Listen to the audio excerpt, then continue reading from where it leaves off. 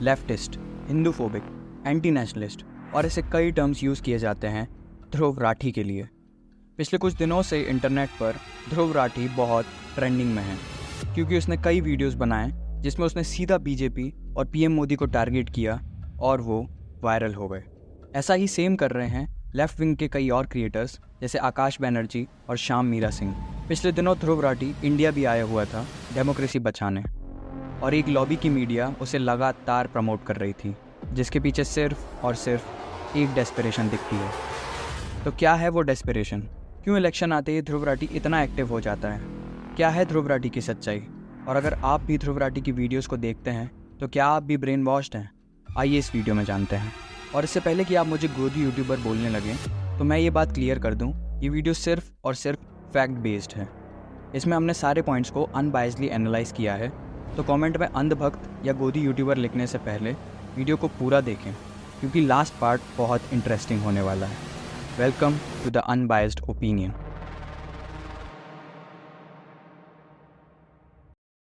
तो सबसे पहले हम ये जान लेते हैं कि ध्रुव राठी इतना पॉपुलर कैसे हुआ। देखिए 2016 के टाइम पर जब इंटरनेट लोगों के हाथ में आना शुरू ही हुआ था, तब हमारे यूथ को एक ऑल्टरनेटिव की ज़रूरत थी क्योंकि वो बोर हो गए थे बायस्ड मीडिया से और उनके लिए न्यूज़ चैनल जैसी चीज़ काफ़ी ओल्ड स्कूल हो गई थी। तब राइज हुआ ध्रुव राठी जैसे क्रिएटर्स का। ध्रुव राठी ने शुरुआत की बीजेपी आईटी सेल एक्सपोज जैसी वीडियोस से। तब जो बच्चे थे, स्पेसिफिकली टीनेजर्स, उन्हें सोर्स मिला।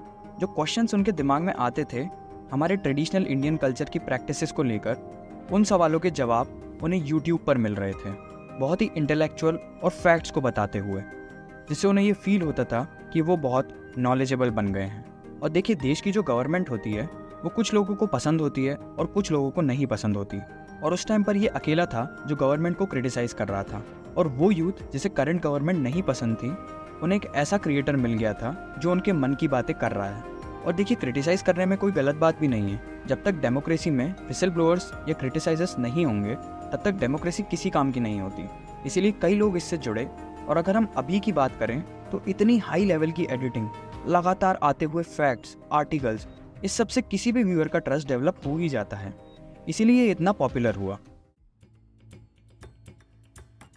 तो ध्रुव राठी पर कई लोग एलिगेशंस लगाते हैं कि वो फैक्ट्स को मैनिपुलेट करता है और सिर्फ वही बातें अपनी ऑडियंस को बताता है जो उसकी आइडियोलॉजी में फिट होती हैं।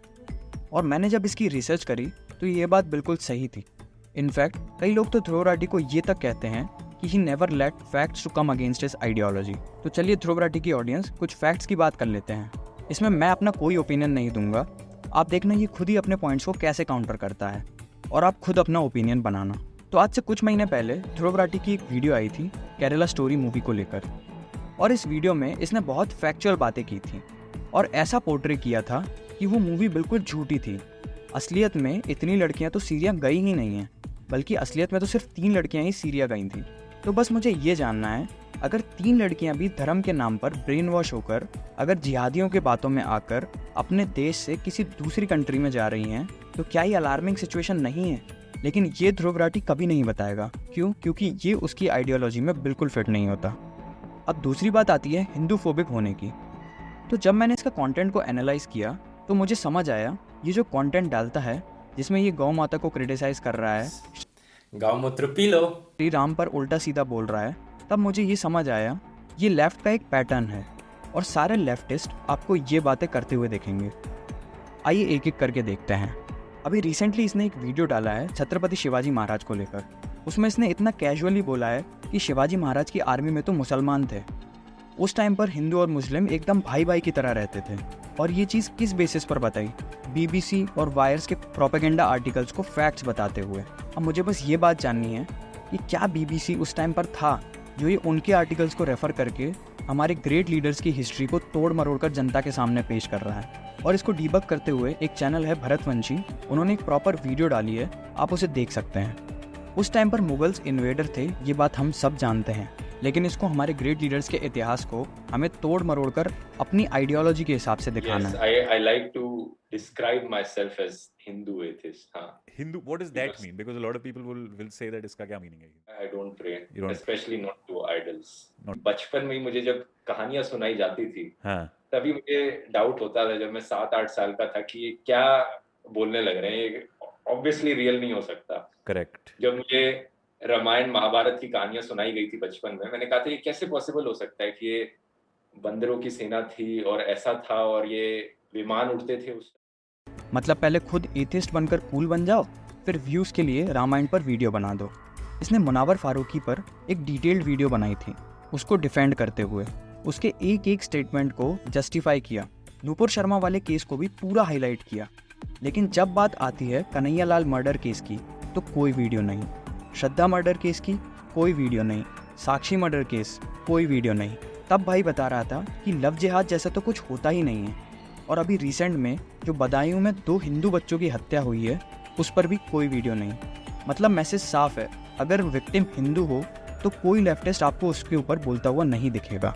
अब इससे होता क्या है, जो इसकी ऑडियंस है जो इसे ब्लाइंडली ट्रस्ट करती है, उनको सिर्फ यही लगता है जो इसने बताया है बस वही मुद्दा है देश में, इसके अलावा तो जी कुछ चल ही नहीं रहा है। और ऐसे ही ब्रेन वॉश हो रहे हैं इसकी वीडियोस को देखकर।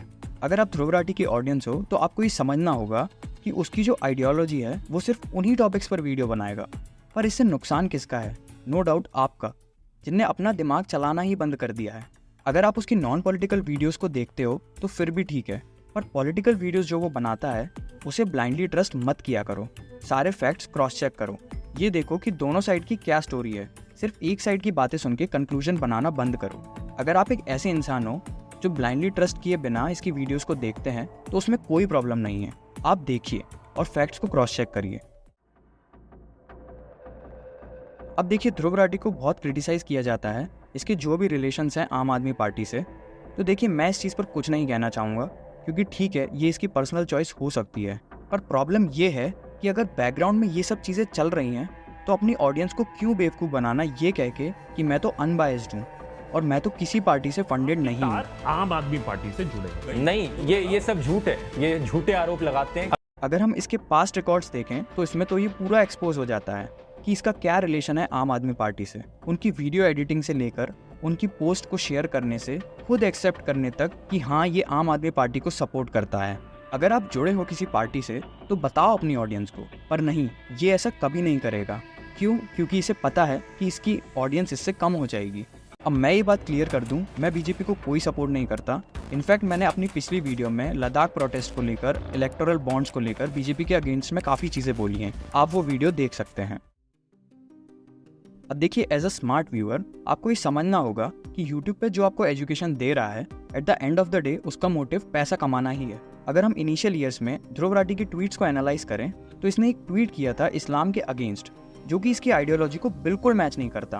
पर धीरे धीरे इसे ये समझ आया कि अगर इसे अपने कंटेंट को वायरल करना है तो इसे एक रिलीजन को टारगेट करना ही होगा। पहले इसे ये फॉर्मूला नहीं पता था, पर अब इसने ये क्रैक कर लिया है कि कैसे ये ज़्यादा से ज़्यादा पैसे कमा सकता है। ये जो डिक्टेटरशिप वाली इसकी वीडियो थी, आप इसकी अर्निंग देखिए। इसमें इसने बीजेपी के अलावा not even a single party जिसे क्रिटिसाइज किया हो। इसमें क्लियर लॉजिक ये था कि बीजेपी के अलावा सारी पार्टियां इसकी ये वीडियो शेयर कर पाएंगी और पैसा ही पैसा होगा। पहले ये कांग्रेस को भी बहुत क्रिटिसाइज करता था, पर अब मैं देख रहा हूँ ये थोड़ा लीनियंट होता जा रहा है कांग्रेस के लिए। कोई बड़ी बात नहीं है अगर फ्यूचर में पैसों के लिए ये बीजेपी के सपोर्ट में बोलने लगे। और जो वीडियोस में ये इतना इंटेलेक्चुअल बनते हैं, विदाउट स्क्रिप्ट आप देखिए इनकी इंटेलेक्चुअलनेस। 75% of this burger is made of whole wheat grain and full of nutritious veggies. On a scale of 1 to 10, how healthy would you say is this burger? To begin with, I would refuse it. ये हमारे देश के लिए बहुत unfortunate है कि opposition को अपनी बातों को जनता तक पहुंचाने के लिए उन्हें ध्रुव राठी जैसे क्रिएटर्स का सहारा लेना पड़ता है। उनकी क्रेडिबिलिटी बिल्कुल जीरो हो गई है। अब देखिए, मुझे ध्रुव राठी से कोई पर्सनल हेट नहीं है। आप लोग इसका नॉन पॉलिटिकल कंटेंट देखिए, उसमें कोई प्रॉब्लम नहीं है। और आज की डेट में बहुत लोग हैं यूट्यूब पर जो एक्सट्रीम टॉक्सिक कंटेंट बनाते हैं। रीजन साफ है, इससे ज़्यादा क्लिक्स और ज़्यादा व्यूज आते हैं। और उस कंटेंट को देखकर आप जो प्राउड फील करते हो, उससे आपको क्या मिलता है? क्रिएटर तो अपना पैसा बना लेगा, पर आपका जो प्रीशियस टाइम है वो वापस नहीं आएगा। तो एंड में मैं आपसे यही कहना चाहूँगा कि ब्रेन वॉश होना बंद कीजिए और खुद रिसर्च करके चीज़ों को समझिए। अगर आप लद्दाख प्रोटेस्ट, अरविंद केजरीवाल के अरेस्ट और क्या पीएम मोदी डिक्टेटर हैं, ये सारी चीज़ों के बारे में अनबायस्ड नॉलेज लेना चाहते हैं तो आप इस वीडियो को देख सकते हैं।